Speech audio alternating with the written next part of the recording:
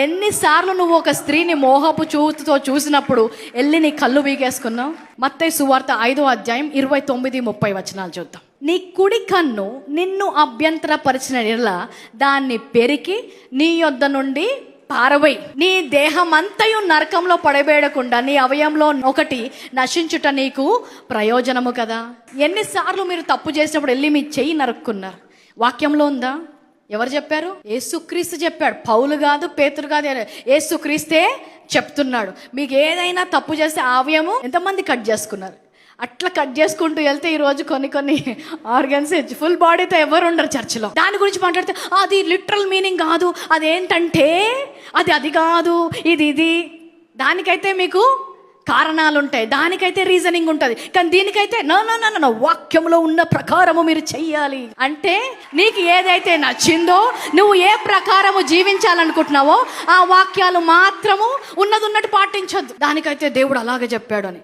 అదే పక్క వారిని వేలెత్తి చూపట్టడానికి ప్రత్యక్ష జ్ఞానం అవసరం లేదు నీకు. అందుకే వాక్యంలో అంటాడు, నీ కంట్లో ఏముందంట?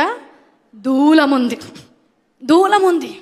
So when Paul wrote his letters, some are timeless principles or the truths of God, some are cultural expressions. కొన్నేమో ఆయన దేవుని నుంచి పొందుకున్న సత్యములు ఆయన స్థాపించడానికి రాశాడు. కొన్నేమో ఆ సంఘము కడుతున్నప్పుడు అక్కడున్న వారి ఆచారాలను బట్టి, వారి పద్ధతులను బట్టి, అప్పటి వరకు వారికి ఉన్న ఆలోచన బట్టి. ఎందుకంటే ఇప్పటి వరకు క్రైస్తవులు అనేదే లేదు, సంఘం అనేదే లేదు, నూతన నిబంధన కృపావాక్యం బోధించిన వారే లేరు.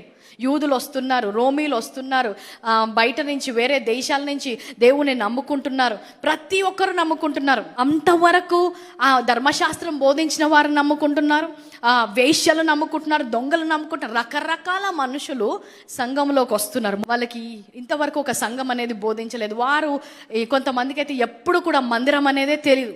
అందుకని కొన్ని విషయాలు చెప్తున్నాడు. అమెరికా, ఆస్ట్రేలియా, ఇంగ్లాండ్, న్యూజిలాండ్ ఇలాంటి దేశాలను చూడండి. అక్కడ ఎంతమంది స్త్రీలు లేవనెత్తబడి ఎన్ని గొప్ప సంఘాలు కడుతున్నారో చూడండి. ఎంతో కింద బానిసగా ఉండే ఆఫ్రికన్స్లో కూడా ఈరోజు ఉజ్జీవము చూస్తున్నాం. కొన్ని దేశాల్లో 90%, 100% క్రిస్టియానిటీ ఉంది వాళ్ళు. ఎందుకు? ఆచారాలను పక్కన పెట్టి సత్యము కోసం నిల్చుంటున్నారు కాబట్టి. హల్లెలూయా. పౌలు దేని గురించి మాట్లాడుతున్నారు, ఎందుకోసం మాట్లాడుతున్నాడు, అది అర్థం చేసుకోకపోతే ఈ ప్రశ్నలతో ఆచారాల్లోనే మనము మిగిలిపోతాం.